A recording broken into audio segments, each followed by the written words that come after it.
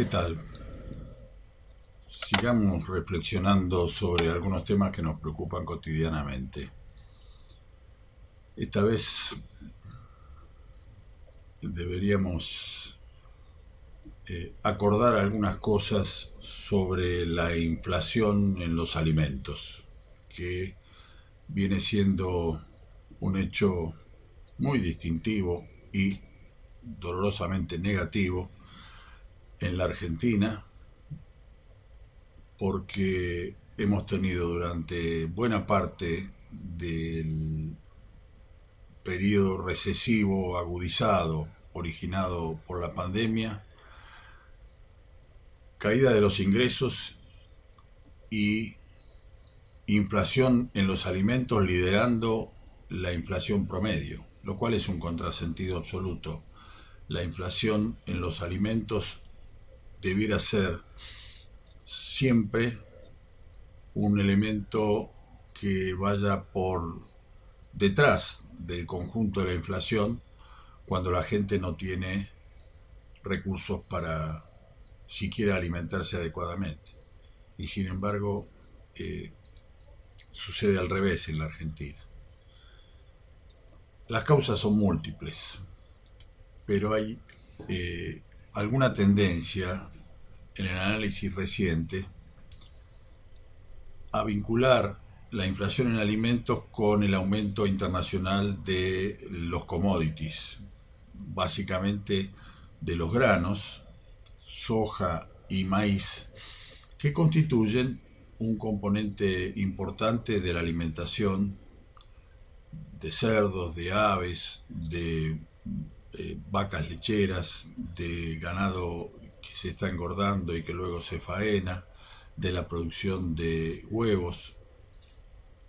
Y por lo tanto uno podría decir, bueno, aumenta el precio en dólares, aumenta y correlativamente el precio en pesos y se genera una inflación importada. Una aclaración que me gustaría hacer inicialmente es que, concentrándonos en eso como única causa de la inflación, en realidad estamos de algún modo haciendo la del avestruz, porque estamos evadiendo la discusión sobre la influencia de los formadores de precios en la inflación de alimentos y sobre todo existiendo un altísimo grado de concentración en productos que ni siquiera se exportan de manera significativa. No se puede decir que los precios de la leche en polvo estén arrastrando el precio de la leche en la Argentina, y no se puede decir que solamente el precio del maíz genera el aumento del precio de la leche. En cambio, si nos diéramos cuenta que hay un par de empresas, y sobre todo una, que regula todo el mercado de la leche, ahí encontraríamos alguna explicación más solvente. Pero eso lo hemos discutido en documentos del IPP, en otros espacios. Me gustaría dedicar pocos minutos, porque estos encuentros virtuales tienen que concentrarse en algunas pocas ideas ejes, si no se dispersan, en una discusión que ha crecido incluso entre legisladores del campo popular y economistas del campo popular sobre el desacople del mercado interno y el mercado externo.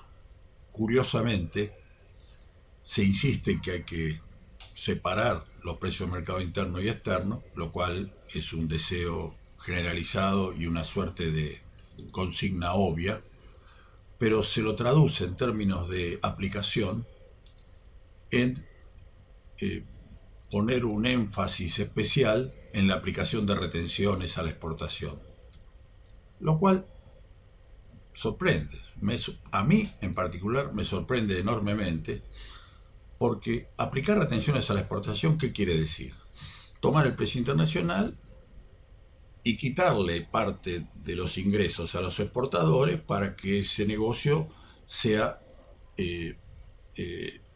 menos convocante de ingresos y en consecuencia permita a los que compran para el mercado interno tener una mejor posibilidad de comprar.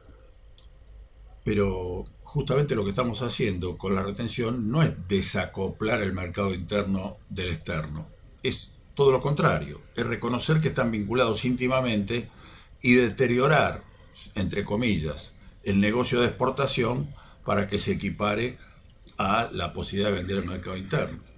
Desacoplar el mercado interno del externo tiene una sola traducción legítima, que es producir de manera diferente con sistemas independientes para el mercado interno y para el mercado externo.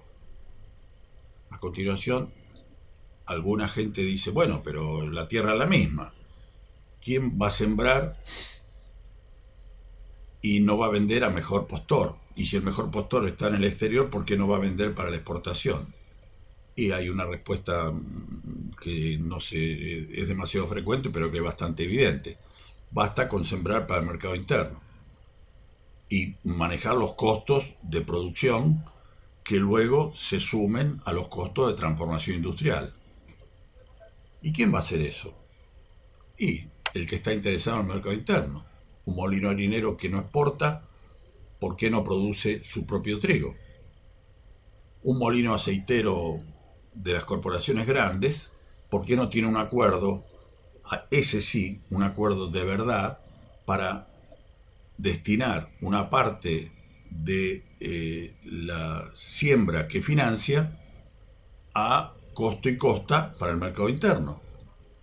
Y en el proceso de la fabricación de aceite tiene la misma ganancia que comprando caro y vendiendo caro. Si compra barato y vende barato, pero mantiene el margen entre compra y venta, gana lo mismo comprando barato que comprando caro. Lo que sucede es que el consumidor se beneficia cuando compra barato. Esto no es un invento teórico de una noche de verano. En Estados Unidos, el 70 o el 80% de la producción se hace por contrato.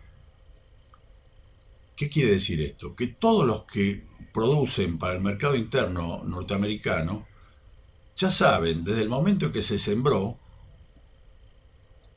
qué grano van a tener porque lo financiaron, en algunos casos produciendo de manera directa, arrendando campos o teniendo campos propios, pero en la gran mayoría contratando con el chacarero que compra la semilla financiada por el industrial y trabaja para el industrial con un contrato que le significa una determinada renta. En Argentina eso es bastante más difícil por los problemas inflacionarios que venimos arrastrando, pero lo que no es difícil es que haya una política pública que facilite el arriendo de tierra y el trabajo de tierra para producir grano para el mercado interno a cargo de molinos harineros o un pool de molinos harineros o un sistema que con algún beneficio impositivo tenga presente la posibilidad de que simplemente la ganancia de ese cultivo sea una ganancia sobre los costos incurridos, que se estime, se haga pública, se evalúe de manera transparente y tengamos un sistema definitivamente de producción de grano, de pollos, de leche, de carne, etcétera, para el mercado interno, con los costos del mercado interno. Eso es desacoplar. Lo demás es, el tema de las retenciones es, quitémosle ingresos a los que exportan y con esos ingresos redistribuimos los ingresos al interior del país para que la población no asocie sus ingresos a los dólares que gastan en Europa o a los euros que gastan en Europa. Eso es redistribuir después que se produjo. No es producir de manera desacoplada.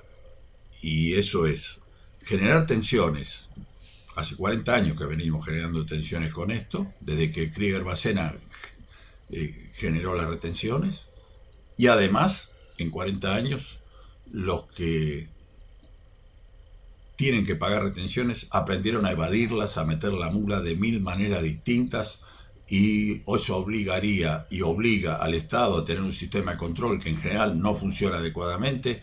Por lo tanto, tenemos un sistema plagado de tensiones, plagado de defectos y de ineficiencia, y nada de desacople. No hay desacople. Es más, todo el tiempo dependemos del precio especulativo del trigo o del maíz en el exterior, y en función de eso deberíamos tener o retenciones variables o retenciones fijas y pelearnos cada 6 meses para ver si las modificamos o no, y suspensiones de exportación. Hemos cometido errores de la más diversa naturaleza con este mecanismo a lo largo del tiempo, y nunca hemos pensado la posibilidad de tener, como siempre digo, campeones mundiales de exportación de pollos, bien merecidos, porque tenemos empresas importantes que podrían exportar pollos al conjunto del mundo que importa, sobre todo al mundo árabe, y en muchos países se importa pollos que ya hemos aprendido a producir y a exportar, y simultáneamente una organización independiente